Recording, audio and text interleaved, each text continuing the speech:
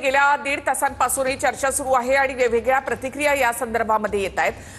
कौटुंबिक भेटी आतापर्यंत झाल्या, कुटुंब म्हणून एकत्र येत असल्याची घोषणा झाली। आता राजकीय युतीची घोषणा उद्धव ठाकरे राज ठाकरे करणार का याकडे देखील लक्ष असणार आहे। ही पहिली राजकीय भेट आहे। दसरा मेळाव्यामध्ये अशा प्रकारची काही घोषणा होऊ शकते का अशी देखील चर्चा सध्या सुरू आहे।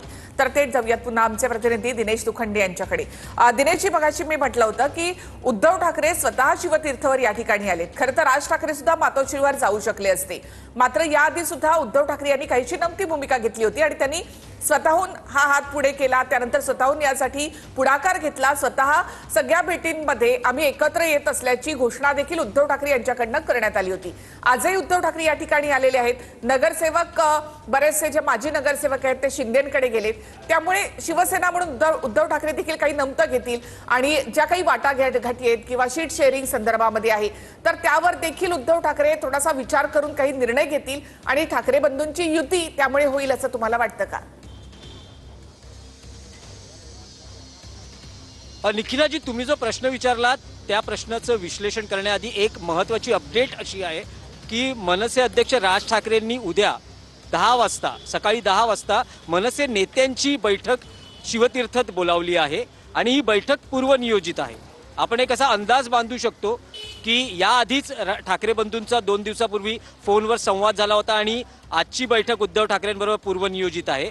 कदाचित आज जे उद्धव ठाकरेंशी त्यांचं बोलणं किंवा चर्चा झाली असेल त्याची कल्पना राज ठाकरे आपल्या पक्षाच्या नेत्यांना उद्या बैठकीत देऊ शकतात, हा एक अंदाज आहे। त्यामुळे आताचे अपडेट्स असे आहेत की राज ठाकरेंनी उद्या शिवतीर्थात सकाळी 10 वाजता पक्षाच्या नेत्यांची बैठक बोलावली आहे आणि ही पूर्वनियोजित बैठक आहे। आता भाग झाला तुम्ही विचारलेल्या प्रश्नाच्या विश्लेषणाचा की उद्धव ठाकरे हे पहिल्या दिवसापासूनच या युतीसाठी सकारात्मक दिसतात। तर येस, असं सकारात्मक यासाठी आहेत की राज ठाकरेंनी एप्रिलमध्ये साधारण 18 एप्रिलला मुलाखत दिली किंवा ती मुलाखत साधारण 1 महिना आधीच झाली होती, पण ती 18 एप्रिलला रिलीज केली गेली आणि त्यानंतर जशी ती मुलाखत प्रसारमाध्यमांवर किंवा सोशल मीडियावर प्रसिद्ध झाली, अवघ्या अर्ध्या तासात उद्धव ठाकरे हे प्रतिक्रियेसह तयार होते आणि उद्धव ठाकरेंनी सकारात्मक प्रतिसाद दिला। उद्धव ठाकरेंनी फक्त असं म्हटलं की जर बीजेपी किंवा जे महाराष्ट्राचे शत्रू आहेत त्यांच्याशी जर राज ठाकरे हे आपला कॉन्टॅक्ट किंवा आपला संवाद ठेवणार असतील तर ते त्यांनी टाळलं पाहिजे आणि मग ही युती होऊ शकते अशी अट सुरुवातीच्या वेळेस उद्धव ठाकरेंनी ठेवली होती। पण गेल्या 3 महिन्यात ही अट गळून पडलेली आहे। राज ठाकरे यांचा मुख्यमंत्र्यांशी संवाद संपर्क भेटी सुरू आहेत, पण शिवसेना युबीटीचे उद्धव ठाकरे किंवा त्यांच्या पक्षाच्या नेत्यांना या भेटीवर काही आक्षेप नाही, कोणता राग नाही। त्यामुळे कधी कधी असंही म्हटलं जातं की राज ठाकरे देवेंद्र फडणवीस यांना भेटतात आणि त्यानंतर उद्धव ठाकरे राज ठाकरे यांच्या युतीच्या चर्चांना अधिक बळ मिळतं आणि त्यातल्या घडामोडींना अधिक चालना मिळते।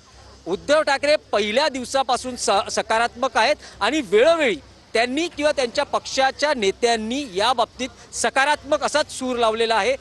इतकं की ज्या वेळेस 5 जुलैच्या मोर्चाचा विषय निघाला किंवा त्याआधी मराठी भाषा अस्मितेचा मोर्चा राज ठाकरे आणि उद्धव ठाकरे यांनी एकत्रित घोषणा केल्यानंतर, यांनी वेगवेगळी घोषणा केल्यानंतर स्वतः राज ठाकरेंनी शिवसेना युपीटीचे नेते संजय राऊत यांच्याशी संपर्क साधून हा मोर्चा एकत्र कसा निघेल या संदर्भातला प्रस्ताव दिला आणि त्याला उद्धव ठाकरेंनी लागलीच मान्यताही दिली, कारण त्यावेळेस आषाढी एकादशी आणि असे अनेक मुद्दे होते आणि मग विजयी मेळाव्यानिमित्तानंही ठाकरे बंधू एकत्र दिसले। त्यातही पुढाकार उद्धव ठाकरेंचाच जास्त होता, सकारात्मकता उद्धव ठाकरेंकडूनच जास्त दिसत होती।